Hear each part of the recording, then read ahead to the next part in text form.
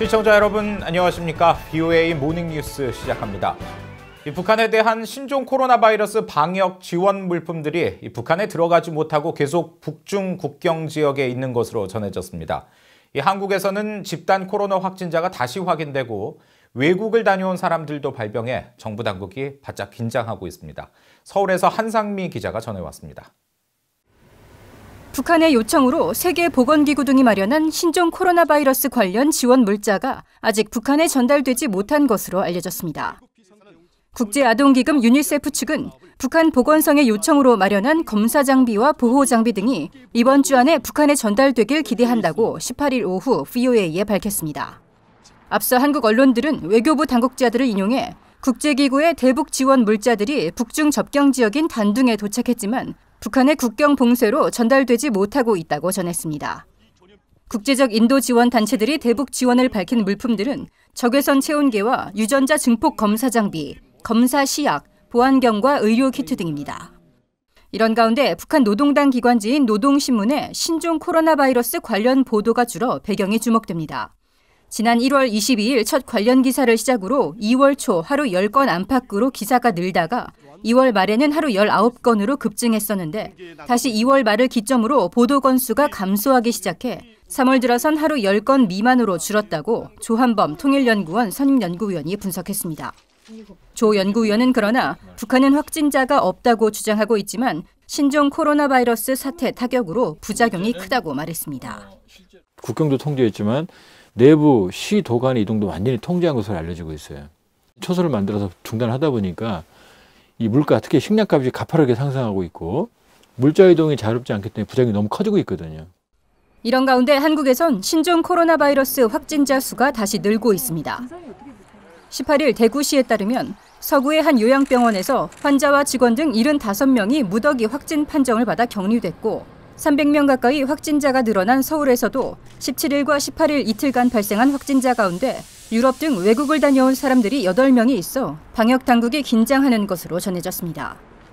대구시는 현재 요양병원 등 고위험 사회복지시설 390여 곳에 대한 전수조사를 실시하고 있어 향후 추가 확진자가 더 늘어날 전망입니다. 의료계에선 임계점을 넘길 경우 환자가 폭발적으로 증가할 수 있다는 최악의 경우에 대비해야 한다는 지적이 나옵니다. 항상 경각심을 가져야 된다. 한두 달 내에 끝나는 단기전은 아닐 거다. 중장기적으로 보고 줄었으니까 감소되겠지 이렇게 희망을 다 하지만 냉정하게 살펴보면은 이거는 단기간에 끝날 일은 아닌 거죠. 한국 내 확진자가 8,500명 안팎으로 집계되는 가운데 한국 정부는 해외에서 입국하는 사람들의 상태 관리를 위해 연락처 기록과 자가진단 등록 등 19일 0시부터 한국으로 입국하는 모든 사람들에 대해 특별 입국 절차를 적용한다고 밝혔습니다. 서울에서 BOA 뉴스 한상미입니다. 유엔의 북한 노동자 송환 관련 최종 보고서 제출 시한이 오는 22일로 다가온 가운데 중국의 북한 노동자 송환 작업이 사실상 중단된 것으로 알려졌습니다. 북중 접경 지역과 중국 내 소식통들에 따르면 북중 간 최대 교역 거점인 중국 랴오닝성 단둥이나 선양의 공장, 식당 등에서 일하는 북한 노동자들의 상당수가 여전히 중국에 머무르는 것으로 파악됐다고 연합뉴스 등 한국 언론들이 보도했습니다. 또 현재 북한이 중국으로부터의 질병 유입 차단을 위해 1월 말부터 국경을 봉쇄하면서 북한 노동자 송환 역시 이루어지지 않고 있는 것으로 알려졌습니다. 소식통들은 특히 중국 국가이민국이 코로나 바이러스 방역 기간 외국인 비자를 2개월간 자동 연장해줬는데 북한에 대해서도 비슷한 조치가 있었을 것이라며 중국이 유엔 안보리에 최종 보고서를 제출하면서 코로나 바이러스에 따른 불가항력적인 측면을 언급할 가능성이 크다고 내다봤습니다.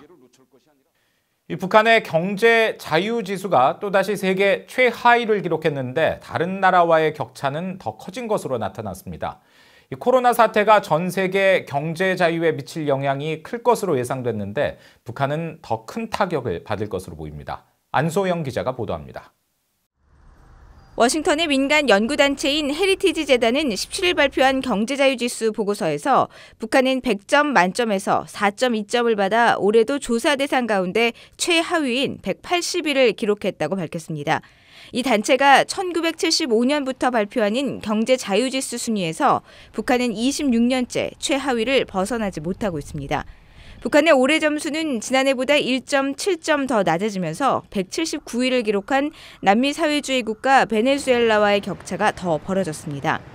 보고서를 작성한 헤리티지 재단의 테리 밀러 국제무역경제센터장은 VOA에 법치주의와 재산권법, 시장개방, 정부 청렴도 등 12개 항목 모두에서 북한은 지난해보다 2점 가까이 낮은 점수를 받았다고 설명했습니다.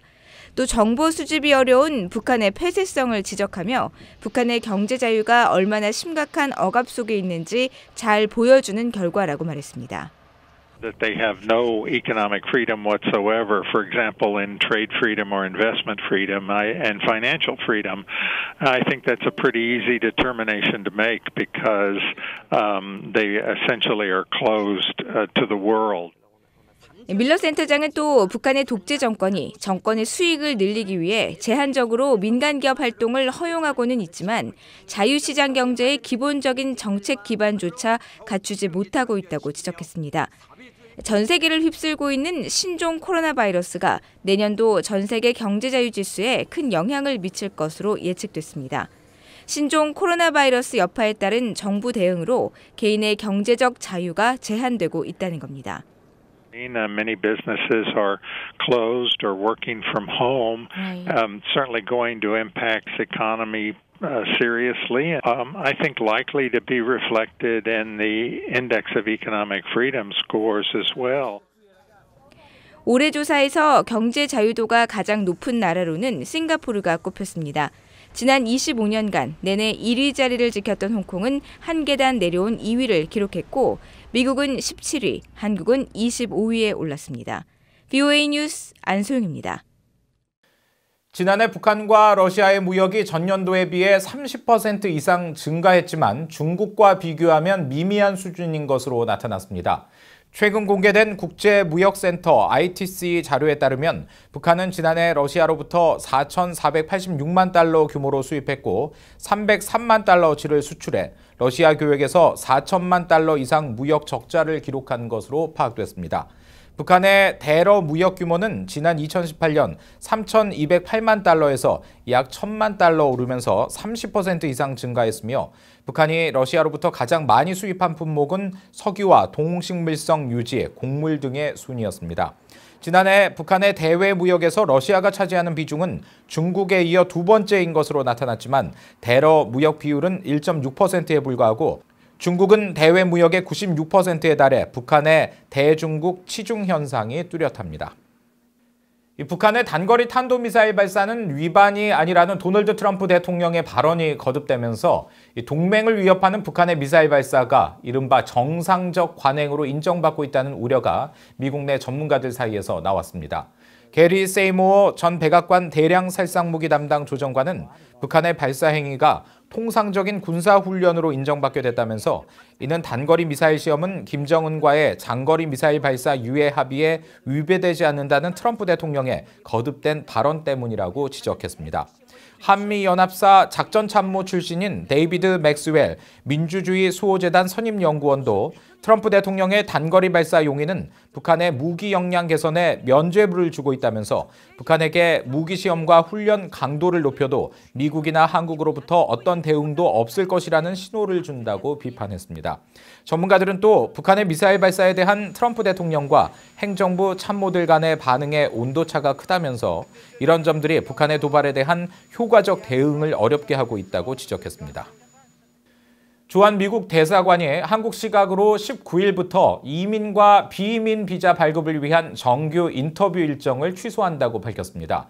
주한 미국 대사관은 18일 보도자료를 통해 신종 코로나 바이러스 감염증 유행에 따른 전 세계적 난관에 대응하고자 미국 국무부에서는 국무부 여행경보 기준 제234 단계 경보가 발령된 국가에서 정규 비자 업무를 중단한다고 발표했습니다.